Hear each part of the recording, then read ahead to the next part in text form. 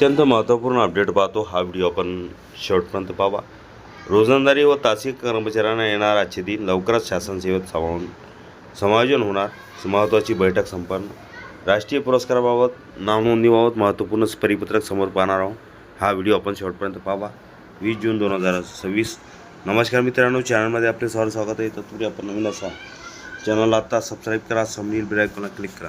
निश्चितच नवनवीन अपडेट अखिल तांबेसर क्लासेस चॅनलमार्फत सतत आपल्याला पाहायला मिळते. पाहूया सविस्तर.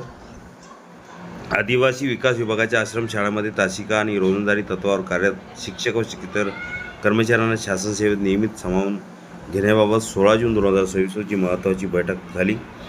यावेळी विविध न्यायालयीन प्रकरणांचा अभ्यास करून विधी व न्याय विभागाचे कायदेशीर मार्गदर्शन तातडीने घेण्याचे निर्देश आदिवासी विकास मंत्री डॉक्टर अशोक उईके यांनी दिले आहेत. या संदर्भात मंत्री उईके यांनी शासकीय निवासस्थानी आढावा बैठक घेतली. बैठकीस आदिवासी विकास विभागाचे वरिष्ठ अधिकारी दूरदृश्य प्रणालीद्वारे उपस्थित होते. तसेच कर्मचारी प्रतिनिधीच्याही उपस्थितीत या विषयावर सविस्तर चर्चा करण्यात आली.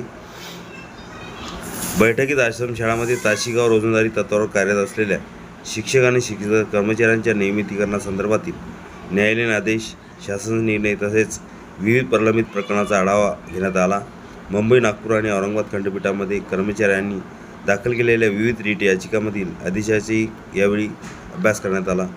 यावेळी बोलताना मंत्री डॉक्टर अशोक उईके म्हणाले की आदिवासी भागातील आश्रमशाळांमध्ये अनेक कर्मचारी वर्षानुवर्षे प्रतिकूल परिस्थितीत आणि दुर्गम भागात सेवा बजावत आहेत.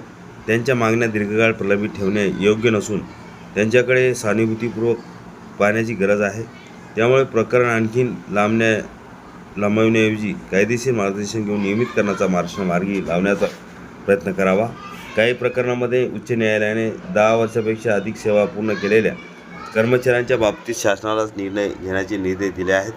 तसेच यापूर्वीही शासनाने विशेष बाब म्हणून काही पात्र कर्मचाऱ्यांच्या नियमितीकरणास मंजुरी दिली असल्याची माहिती बैठकीत देण्यात आली आहे.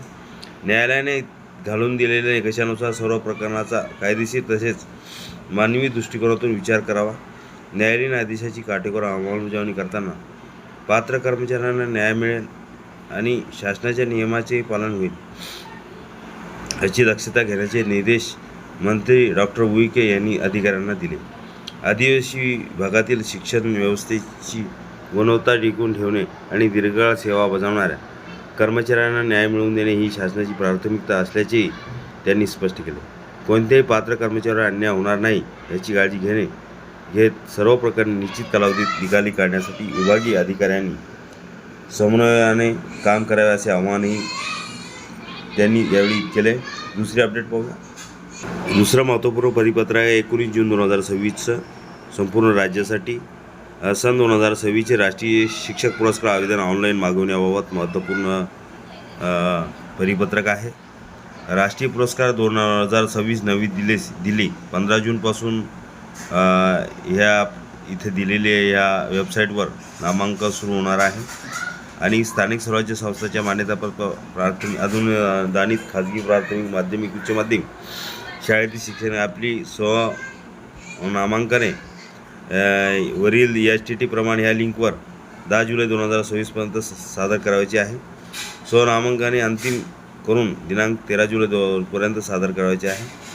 15 जून 2026 पासून वेब पोर्टलवर ऑनलाईन नामांकन करण्यासाठी लिंक सुरू करण्यात आली आहे. दिनांक 10 जुलै 2026 पर्यंत इच्छुक शिक्षकांनी राष्ट्रीय पुरस्कारासाठी ऑनलाईन नामांकने स्वीकारण्याची मुदत आहे. नामांकन अंतिम मुदत आहे 13 जुलै 2026. आपल्या जिल्ह्यातील स्थानिक वर्तमानपत्रातून सर्व ठिकाणी प्रसिद्धी देण्यात यावी. हे पूर्ण परिपत्रक अखिल तांबेसर क्लासेसच्या डिस्क्रिप्शन बॉक्समध्ये लिंक आहे, तिथून डाउनलोड करू शकतो.